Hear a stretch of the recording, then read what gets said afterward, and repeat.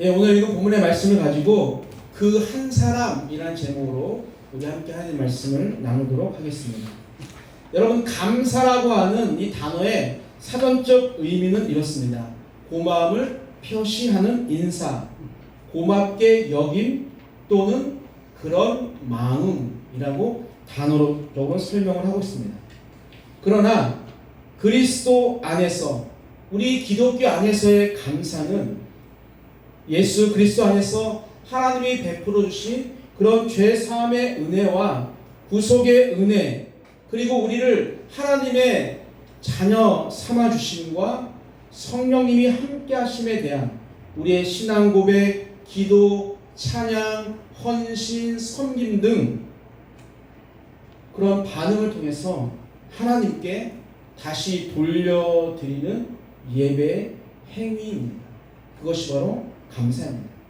따라서 감사는요, 신앙인들이 가져야 할 가장 기본적인 그런 덕목이라고 우리는 할 수가 있습니다. 데살로니가 전서 5장 18절을 보면 그래서 범사에 감사하라고 말씀하고 있는 것이죠. 우리의 마음속에 또 우리의 입술이 하나님을 향해 또 나와 함께하는 성도들과 함께하는 사람들을 향해서 감사를 고백하는 것은요, 너무나 당연한 것이고, 혹시 내 안에 감사가 메말라 있다고 한다면 우리의 영적인 상태가 심각하다는 것을 우리는 깨달아 알아야 합니다. 지난 6개월 동안 여러분의 마음과 입술을 통해서 얼마만큼 감사의 시간을 보내셨습니까? 감사할 조건이 하나도 없다고 할 정도로 여전히 힘든 삶을 살아가고 있습니까? 그래서 감사의 조건이 하나도 없는 것 같습니까? 지난 2021년 상반기를 마치고 맥주 감사 주일 설교를 무엇을 가지고 했는지 제가 찾아보니까 작년에는 다니엘 6장 말씀을 가지고 제가 여러분들에게 설교를 했더라고요. 그리고 그 설교의 내용을 보니까 이런 글이 있습니다. PPT가 될 텐데요. 지난 2021년 상반기를 보면 하나님의 은혜와는 거리가 먼 것처럼 느껴지기도 합니다. 아픈 날이 많았고 사업도 나아질 기미가 보이지 않고 취업의 문도 열리지 않고 코로나로 힘든 시간을 계속 보내고 있기 때문입니다. 9월부터는 함께 예배를 드릴 수도 있겠다는 꿈도 잠시 가졌습니다. 그런데 갑자기 하루 확진자가 1000명을 넘기고 사회적 거리두기 최고 단계인 4단계가 발표되면서 주일 예배도 비대면으로 드리게 되었습니다. 그러나 오늘 우리가 주일을 맞아 하나님을 찬양하며 예배할 수 있는 시간을 갖고 있다면 이보다 더 큰 감사의 시간은 없다고 생각합니다. 아멘. 여러분, 1년 전의 모습과 지금 우리의 모습을 보면 어떻습니까? 별로 달라진 것이 없습니다. 여전히 몸은 아프고 사업은 힘들고 취업의 문도 열리지 않고 코로나는 여전히 우리의 곁에서 떠나갈 생각이 없습니다. 그럼에도 감사할 조건을 찾아본다면 코로나 확진자가 1000명이 아닌 4만 명 정도가 나오고 있지만 작년처럼 4단계가 되어서 비대면으로 예배를 드리지 않고 오늘 함께 모여서 예배를 드리고 있다는 것입니다. 하나님과의 관계를 가장 정확하게 알 수 있는 이 예배가 멈추지 않고 있는 것만으로도 우리는 오늘 감사를 해야 합니다. 여러분, 감사의 조건은 찾고자 하는 사람들에게만 보이는 것 같습니다. 아무리 좋은 일이 있고 아무리 행복한 일이 있어도 또 다른 불행 때문에 감사하지 않는 사람들이 여전히 많이 있기 때문입니다. 세상의 삶이 우리는 팍팍해졌다라고 이야기를 합니다. 그래서 언제부터인가 감사가 사라지고 있는데 안타깝게도 그 감사의 메마름이 성도들 사이에도 생기는 것 같습니다. 그것을 멈추지 않고 더 나아가서 하나님께 드리는 감사도 점점점 인색해 지고 있는 것 같아요. 내가 지금 살고 있는 경제적인 환경을 보거나 또 지난 6개월 동안 나는 얼마나 정말 풍성한 열매를 맺었는가라는 것을 우리가 생각해 본다면 하나님 나에게 이러한 풍성한 열매를 맺게 해주셔서 너무너무 감사합니다라고 표현하기가 쉽지가 않은 것이 사실입니다. 그러나 그것은 우리들만의 문제는 아닌 것 같습니다. 오늘 본문을 보면 우리처럼 감사에 인색한 사람들이 나옵니다. 바로 9명의 나병 환자들입니다. 우리의 기본적인 상식으로 본다면 당연히 그들은 예수님께 나아가서 감사합니다라고 고백을 해야만 맞습니다. 그런데 그들은 감사하지 않았습니다. 여러분, 나병에 감염되어지면은 신경이 마비된다고 합니다. 그래서 통증을 느끼지 못해요. 그래서 얼굴에 코나 귀, 손과 발이 썩어가는 그런 고통을 그들은 간직한 채 평생을 살아가야만 합니다. 그러나 그들을 진짜로 힘들게 하는 것은 다른 것이 아니라 그 나병에 걸리면 사랑하는 가족들을 떠나야 한다는 거예요. 가족들로부터 버림을 받고 또 동네에서 쫓겨나서 아무도 살지 않는 그런 동굴이나 또 그런 사람들만 모여 사는 곳에서 그들이 어쩌면 평생을 살아가야만 한다는 것입니다. 당장 죽는 병이 아니기 때문에 그들이 살아가지만 정말 사는 것이 아닌 것입니다. 그러던 어느 날 예수님께서 예루살렘으로 가시는 길에 사마리아와 갈릴리 사이를 지나가시다가 나병 환자들이 살고 있는 한 마을로 들어가시게 됩니다. 우리는 이 사건을 보면서 무엇인가 우연히 예수님께서 그 마을에 들어가셨을 거라고 생각을 하지만 이제 예루살렘으로 가시면 다시는 올라올 수 없는 그 십자가를 지시하는 것을 잘 아셨던 예수님께서 마음을 먹고 그들의 비참한 인생 속으로 친히 들어가 주신 거라고 저는 생각합니다. 어느 날 갑자기 찾아오신 예수님. 하지만 그 예수님은 죽은 나사로를 살리고 또 눈먼 자의 눈을 뜨게 하셨던 그 예수님이 지금 어느 날 그들 앞에 나타나신 것입니다. 여러분, 나병 환자들은 어떤 마음을 가졌을까요? 당연히 자신들의 병을 그 내 앞에 서 있는 예수님께서 고쳐주실 수 있다라는 생각을 그들은 했을 것입니다. 그런데 안타깝게도 율법을 보게 되어지면 그 정결법상 나병 환자들은요, 일반 사람들에게 가까이 다가갈 수가 없었습니다. 돌을 맞아 죽을 수도 있었기 때문에 그들은 감히 예수님 앞으로 다가서지 못했습니다. 12절과 13절입니다. 한 마을에 들어가시니 나병 환자 10명이 예수를 만나 멀리 서서 소리를 높여 이르되 예수 선생님이여 우리를 불쌍히 여기소서 하거늘. 아멘. 예수님이 그들 앞에 나타나는 순간 정말 달려가서 그분 앞에 서고 싶었지만 그럴 수 없어서 멀리 서서 소리 높여 외칩니다. 예수 선생이여 우리를 불쌍히 여겨 주옵소서.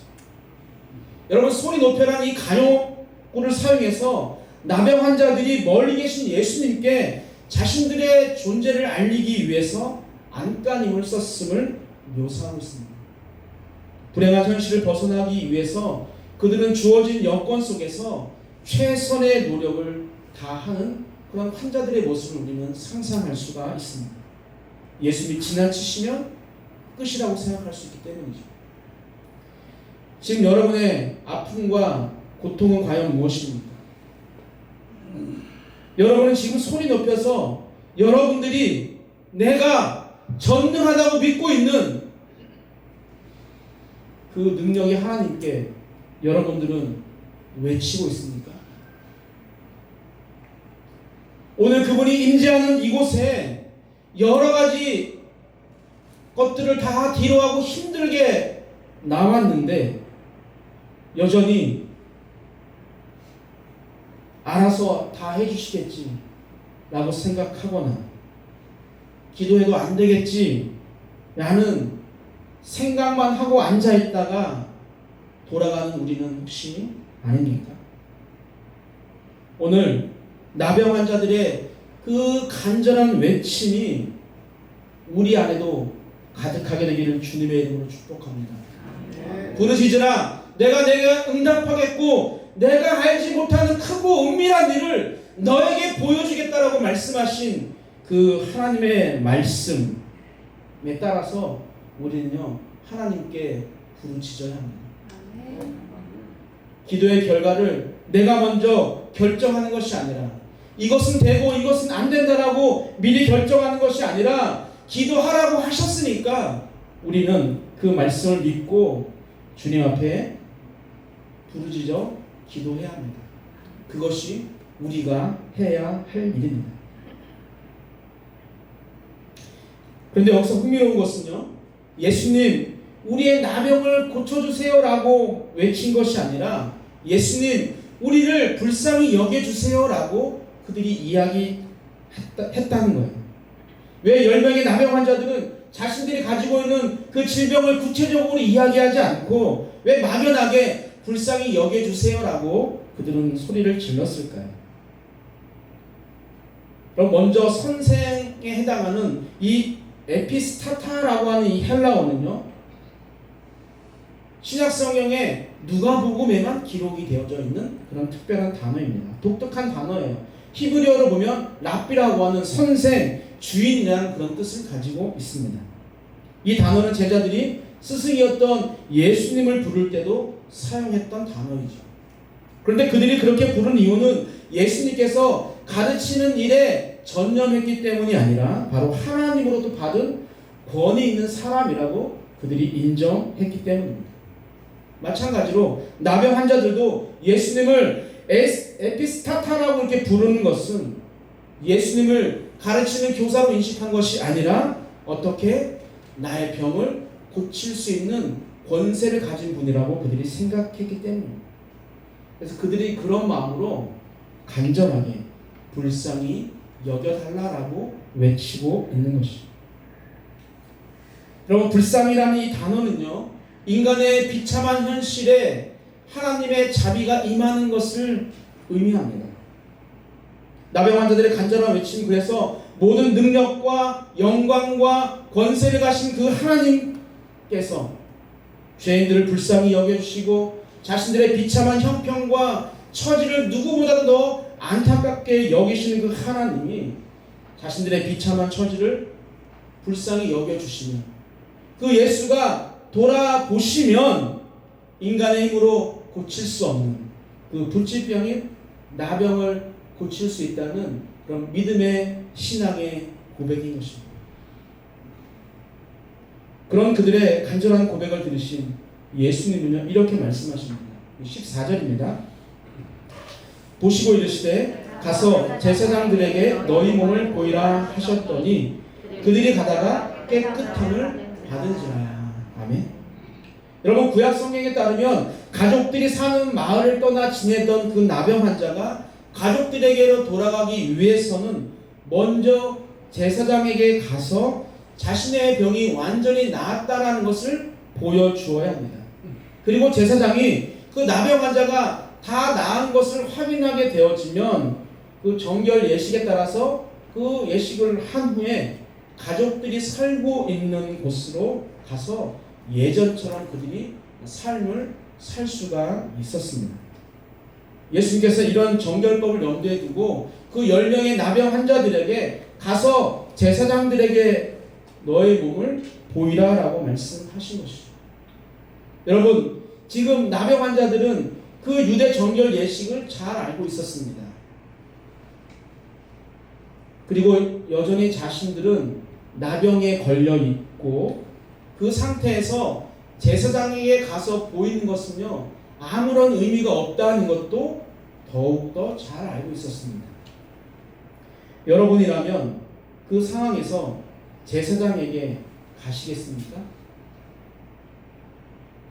우리는 성경의 내용을 결말을 알고 있으니까 목사님 당연히 그들이 나병이 나을 건데 제사장에게 가야죠 라고 우리가 이야기할 수 있지만 여러분, 그 순간 그 자리를 떠나서 제사장에게 발걸음을 옮긴다는 것은요 쉽지 않은 그런 선택입니다. 오늘 본문을 보면 그들이 가다가라고 기록하고 있죠. 예수의 말씀을 고지곳대로 믿고 제사장을 찾아서 길을 걷기 시작합니다. 얼마나 걸었는지는 알 수 없습니다. 하지만 그들을 괴롭히던 나병이 깨끗하게 치료되었습니다. 떠나기 전에 눈으로 그들이 본 것이 아니에요. 보지 않은 상태에서 믿음으로 순종하며 가던 중에 예수님의 말씀대로, 예수님의 능력대로 그들을 오랫동안 괴롭히던 나병이 깨끗하게 치유되어지는 놀라운 기적을 그 환자들이 경험하게 된 것입니다. 여러분, 한 명이 아니에요. 그러니까 10명 모두가 다 그런 기적을 경험하게 됩니다. 여러분, 이제 그들의 몸을 제사장에게 보여주고 정결 예식을 치르면 그들이 그토록 보고 싶고 가고 싶었던 가족들에게 돌아갈 수 있는 그런 상황입니다. 이렇게 10명의 나병 환자들은요, 예수님에 대한 믿음으로 나병이 깨끗하게 되는 기적을 경험하게 됩니다. 그런데 그 이후에 그들의 행동은요, 180도 다르게 나타나게 되죠. 15절입니다. 그 중에 한 사람이 자기가 나은 것을 보고 큰 소리로 하나님께 영광을 돌리며 돌아와. 아멘. 여러분, 10명의 나병 환자들이 놀라운 기적을 경험했지만 그 중에 한 사람만이 큰 소리로 하나님께 영광을 돌리며 돌아옵니다. 제사장에게 자신의 병을 보이기 위해서 더욱더 빨리 달려갔을 그 9명과는 다르게 나머지 그 한 사람은 자신을 고쳐주신 예수님을 먼저 생각했습니다. 방금 전 자기들에게 가서 제사장에게 내 몸을 보이라고 하신 그 예수가 하늘에서 내려오신 하나님의 아들, 우리가 찾던 메시아가 맞다라는 그 마음을 그가 갖게 된 것이죠. 그래서 이 한 사람은 자기가 나은 것을 보고 큰 소리로 하나님께 영광을 돌리고 제사장에게 가던 그 발걸음, 즉 가족으로 가던 그 발걸음을 돌려서 예수님께 찾아와 발 아래 엎드려 감사를 드린 것입니다. 저는 오늘 여러분의 예배가 바로 그 한 사람과 같다라고 저는 생각합니다. 모든 사람들이 하나님의 은혜로 일주일을 살지만 감사하지 못하고 자신들이 생각하는 더 좋은 세상을 향해서 나아간 그 9명이 아니라, 비록 일주일 동안 나병이 낫는 엄청난 기적, 엄청난 은혜를 경험하지는 못했지만 오히려 일주일 동안 힘들고 어려운 그런 삶을 살았지만 그 중에서도 하나님의 은혜를 찾아서 하나님께 영광을 돌리기 위해 세상이 먼저가 아닌 하나님께 감사하기 위해서 하나님의 전을 찾은 여러분이 바로 오늘 예수님께 칭찬받은 바로 그 한 사람입니다. 지금 여러분 옆에 계신 분이 그렇게 멋진 분이라니까요. 한번 보실까요? 멋지십니다. 멋지십니다. 조금 전까지는 별거 아닌 것 같았는데 말씀을 드리니까 옆에 계신 분 너무 엄청난 분이십니다. 여러분, 그 한 사람 사마리아인을 맞은 예수님이요 이렇게 말씀하십니다. 17절과 18절입니다. 예수께서 대답하여 이르시되 10사람이 다 깨끗함을 받지 아니하였느냐? 그 9은 어디 있느냐? 이 이방인 외에는 하나님께 영광을 돌리러 돌아온 자가 없느냐 하시고. 아멘. 아니, 불쌍히 여겨달라고 했던 그 나병 환자 10명이 다 똑같이 고침을 받았는데 하나님의 은혜를 경험했는데 다른 9사람은 어디로 가고 어찌 이방인 즉 사마리아인 너 혼자만 이곳에 왔냐라고 하는 예수님의 그 한탄의 마음을 표현한 글이라고 생각합니다. 그렇게 말씀하시고 발길을 돌려 예수님께로 와서 발 아래 엎드려 감사한 그 사마리아인에게 뭐라고 말씀하시며 내 믿음이 너를 구원했다라고 선언하십니다. 여러분, 이 말씀은 예수님께서 혈류증을 앓던 여인, 또 그 소경 바디메오 등 여러 번 사용하신 말씀입니다. 그러나 오늘 본문에서 말씀하고자 하는 것은 어떠한 육체적인 질병으로부터 노임을 받았다는 것이 아니라 영혼 구원을 선포하는 말씀입니다. 여러분, 나병에서 노임받은 육체 해방의 은혜는요 10명 모두가 누렸습니다. 그러나 그보다 중요한 영혼의 구원은요 단지 사마리아 한 사람만이 경험할 수 있었습니다.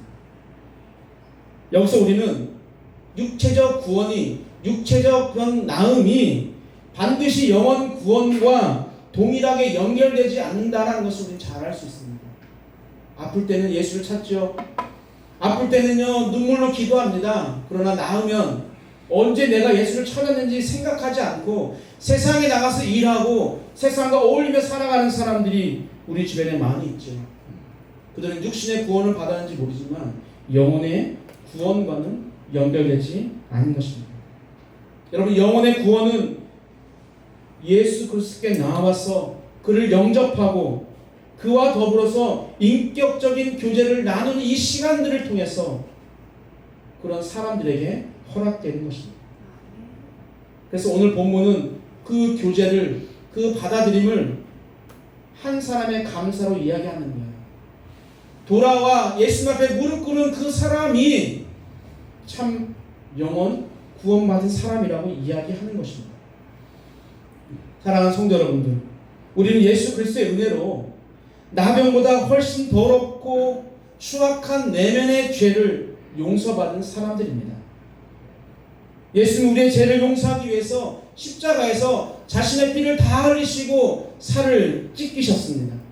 그 은혜 덕분에 우리는 옛사람이 죽어버리고 주님의 부활 때문에 우리는 영원한 생명을 얻게 되었습니다. 그래서 그 생명으로 우리 오늘 하나님의 자녀로 예배할 수가 있게 되었죠. 여러분, 십자가의 죽음과 부활의 능력이 아니면 우린 정말로 단 하루도 주님의 자녀로 살아갈 수 없는 사람들입니다. 우리가 주님으로부터 이 세상 그 무엇과도 비교할 수 없는 은혜를 받았고 영원한 새 생명을 공급받았고 또 지금도 나를 하나님의 나라로 이끄시기 위해서 나의 손을 잡으시는 그 성령님의 위대한 인도하심을 받고 있다면, 아니 우리가 그것을 믿고 있다면, 내 안에 그러한 사실을 입술로 고백할 수 있다면 우리는 우리의 입술을 열어서 하나님께 감사하고 우리 또 감사의 찬양을 날마다 주님께 올려드려야만 합니다. 그래서 하나님을 향한 감사라는 것은요 우리를 늘 새롭게 살려주시는 그 하나님의 능력을요 입술과 마음으로 표현하는 것입니다. 아내를 사랑한다라고 생각만 하는 것이 아니라 말로 표현하고 행동으로 표현하는 것과 같습니다. 그것이 참 사랑이고 그것이 참된 감사입니다. 우리가 사회생활하면서 교회 생활하면서 내가 먼저 누구에게 감사하다라고 머리를 숙이게 되어지면 왠지 나를 얕보는 것 같고 내가 무엇인가 손해볼 것 같은 그런 생각을 하지만 어떠한 부정적인 상황에서도 우리가 먼저 입술로 감사를 고백하고 우리가 주님 앞에 날마다 감사하게 되어지면 그 감사의 고백이 부정적인 상황을 극복하는 능력으로 다가온다라는 것을 우리가 믿었으면 좋겠습니다. 미국 캘리포니아에 있는 명문 주립대 중에 UC 데이비스라고 하는 캠퍼스의 대학의 교수로 있는 심리학 교수인데요. 로버트 에먼스라는 사람이 12살부터 80세 사람들을 선발해서 두 파트로 나눕니다. 그래서 그 한 그룹에게는요 매일 5가지 감사를 쓰게 합니다. 그리고 다른 그룹에는요 그냥 알아서 쓰고 싶은 거 아무런 사건이나 기록하게 합니다. 여러분, 기간이 길지도 않아요. 딱 한 달 후에 감사 일기를 쓴 사람 중에 4분의 3이요 행복지수가 높게 나타나고 수면이 또 일이 운동이 그렇지 않은 사람들보다 더 좋은 성과를 냈다라고 합니다. 그저 감사의 글을 썼을 뿐인데 내 구조가 바뀌는 거예요. 호르몬이 변하고 신경 전달 물질들이 바뀌게 된다는 것이죠. 그런데 여러분, 우리는 예수 그리스도를 믿는 기독교인이죠. 상황이 절망적이고 어렵더라도 내가 얻은 소출과 열매가 보잘것없는 것이라 할지라도 하나님이 내 삶의 주인이시고 예수 그리스도의 십자가의 죽으심으로 내 모든 죄를 용서하시고 오늘도 성령의 능력으로 하나님의 자녀답게 살아갈 수 있는 그 힘을 공급하시고 계신다고 하는 그 믿음이 있다면 우리는 입술을 열어서 감사의 고백을 해야만 합니다. 그래서 좀 전에 찬양했던 동기산 제 마음이 통한 것 같아요. 하박국 선지자의 고백이 너무나도 소중한 시대입니다. 하박국 3장 17절과 18절입니다. 읽겠습니다. 비록 무화과 나무가 무성하지 못하며 포도나무에 열매가 없으며 감람나무에 소출이 없으며 밭에 먹을 것이 없으며 우리의 양이 없으며 외양간에 소가 없을지라도 나는 여호와로 말미암아 즐거워하며 나의 구원의 하나님으로 말미암아 기뻐하리로다. 여러분, 무화과 나무가 무성하지 못하고 포도나무에 열매가 없고 감람나무에 소출이 없고 밭에 먹을 것이 없고 우리의 양이 없고 외양간에 소가 없다는 것은 삶의 희망이라고는 전혀 없다는 거예요. 요즘 말로 하면 살 이유가 단 1도 없다라는 것입니다. 그럼에도 나를 자녀 삼아주시고 나의 인생을 책임져 주시고 나를 구원으로 이끌어 주시는 그 하나님 때문에 즐거워하고 기뻐할 수 있다라고 하는 하박국 선지자의 그 감사의 고백이 우리의 고백이 되어야 합니다. 지난 수요일 예배 참석하신 분들은 다 보셨겠지만 비가 엄청나게 내렸습니다. 그래서 유치부실 천정과 현관 출입구의 그 캐노피 위에와 또 카페를 올라가는 계단 벽면에서 많은 비가 샜습니다. 생각했던 것보다 더 많은 비가 새서 잠시 제 마음이 힘들었습니다. 왜 건물을 이따위로 져가지고 이렇게 교회가 힘들어야 하나. 그런데 카톡을 주고받던 한 집사님이 이런 카톡을 보내주셨습니다. 우리 목사님 참 복이 많으십니다. 하늘에서 내리는 비를 온통 교회 안으로 다 받으실 수 있으니까 힘내세요.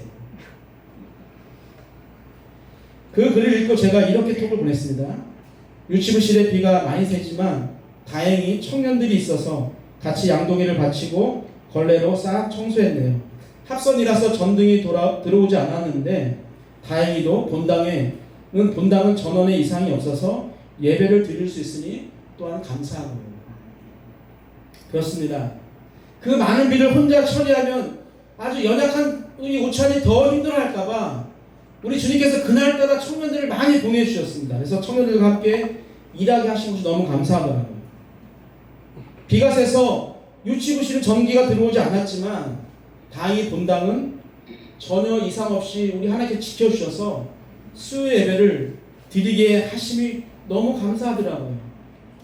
그 은혜를 누리고 싶습니까? 그럼 수요일날 오셔야 합니다. 비가 많이 오는 수요일 한번 와보세요. 사랑하는 성도 여러분들, 지난 6개월 동안 감사할 것이 없었던 것이 아니라 감사할 것을 찾지 못한 것은 혹시 아닙니까? 우리의 마음이 세상이 아닌 예수 그리스도의 그 십자가를 향하게 될 때 모든 것이 은혜이고 또 모든 것이 감사임을 알게 됩니다. 2022년 남은 6개월도 죄송하지만 우리가 생각하는 기쁜 일이 일어나지 않을 확률이 제가 볼 때 훨씬 더 많습니다. 지금처럼 어렵고 힘든 시간들을 보내야 할 것입니다. 그럼에도 우리는 감사해야 합니다. 왜 그럴까요?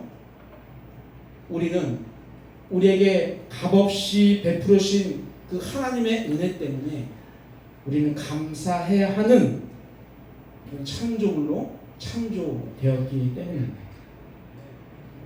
어제나 오늘이나 영원토록 동일하신 하나님이 오늘도 우리의 삶 속에 살아계시고 동일한 감사의 고백을 받으시는 것을 기뻐하다는 것을 우리가 믿으면서 나병을 고침받았지만 자신의 유익을 위해서 세상으로 떠난 그런 9명의 나병 환자가 아닌 세상보다 하나님을 찬양하며 발길을 돌려서 예수님의 앞에 와서 무릎 꿇고 감사했던 그 한 사람이 바로 여러분이 되시기를 주님의 이름으로 축복합니다.